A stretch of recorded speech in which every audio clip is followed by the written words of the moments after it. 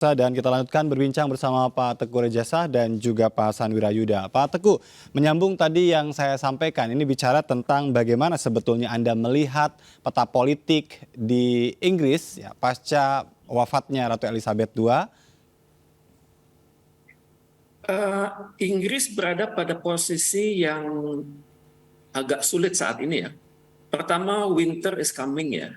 Dan pada saat winter is coming ini, musim dingin menjelang ini terasa sekali kebutuhan energi itu luar biasa. Itu yang pertama. Ya. Dan yang kedua, harga energi sudah sangat besar di Inggris, sehingga Perdana Menteri Liz Truss ini sudah mulai berpikir untuk memberikan alokasi yang besar untuk energi. Dan ini jumlahnya besar sekali. Mereka masih hitung-hitungan. Dan yang ketiga adalah peranan Inggris saat ini adalah mengekor pada Amerika Serikat. Jadi hal ini akan membuat posisi Inggris sangat sulit menghadapi prospek pembatasan energi dari Rusia. Baik. Jadi Bagaimana juga dengan eskalasi sosialnya? Karena tadi disampaikan ini ada dua ya, rajanya ganti, perdana menterinya ganti, begitu. Ya, siap. Inggris menganut sistem monarki konstitusional ya, di mana beliau adalah kepala negara, tapi secara de facto dan juga de jure, sehari-hari itu kepemimpinan negara itu dipegang oleh Perdana Menteri. Dan Perdana Menteri ini harus dilantik oleh Ratu Inggris, dan Perdana Menteri ini secara rutin itu berkonsultasi dengan menteri yang menurut referensi yang saya miliki, itu rata-rata seminggu sekali, dan disitulah Ratu menunjukkan persetujuannya maupun keengganannya atas isu-isu tertentu, dan tentu saja dialog itu sangat rahasia dan tidak terbuka untuk umum.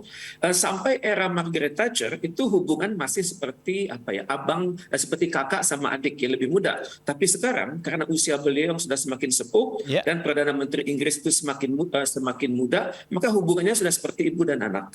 Baik. Dan para Perdana Menteri itu biasanya ada kesungkanan tersendiri karena aura Ratu itu luar biasa, melebihi Inggris. Iya, baik. Pak Hasan, Anda melihat bagaimana nih hubungan antara Ratu dan Perdana Menteri di tengah transisi? Kita tahu ada pergantian Perdana Menteri dan sekarang ada pengangkatan Perdana Menteri baru, itu pun transisi begitu. Mungkin dimaksud hubungan antara Raja yang baru dengan Perdana Menteri yang baru. Karena praktis Perdana Menteri yang baru, Liz Truss, itu tidak hanya mengalami 2 hari dalam hubungan dengan Ratu. Jadi seperti dikatakan tadi oleh Pak Teguh Rejasa, Inggris adalah constitutional monarchy. Raja punya hak atau rights untuk dikonsultasi, untuk memberikan advice dan menyampaikan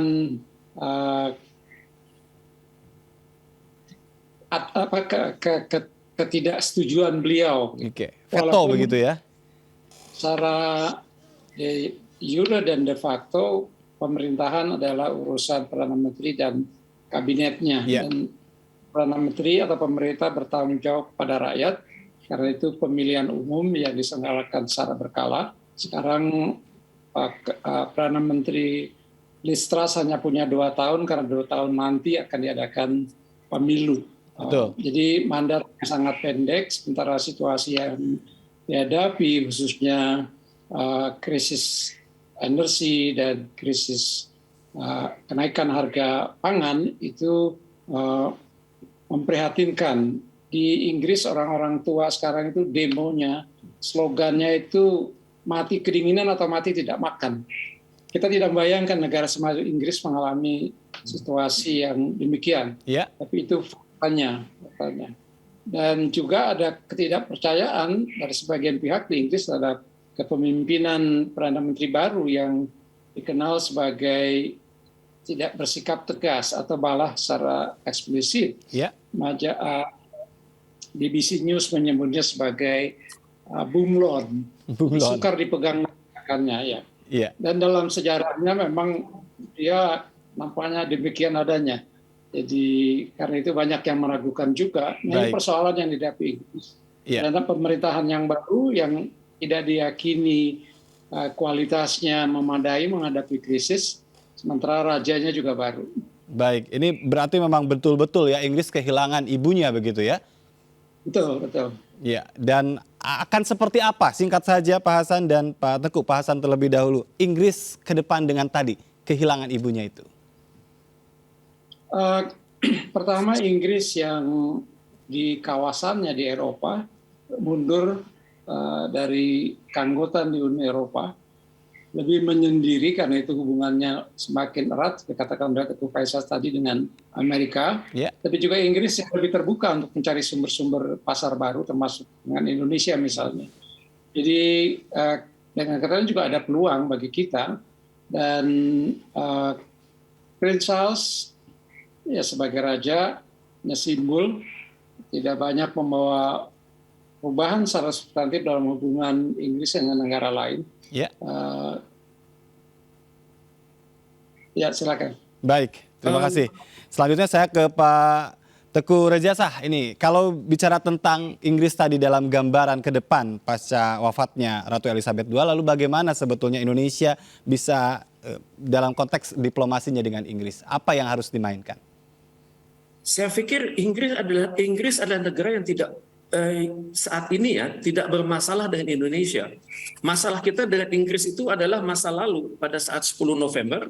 Kemudian pada saat konfrontasi, bahkan saking jeleknya itu hubungan bilateral, Bung Karno mengatakan Inggris kita linggis, Amerika kita setrika. Sekarang kita tidak pernah mendengar lagi statement-statement yang nyeleneh untuk British. Malah saya pikir Indonesia dapat mengambil manfaat dari kepemimpinan Inggris dalam Commonwealth.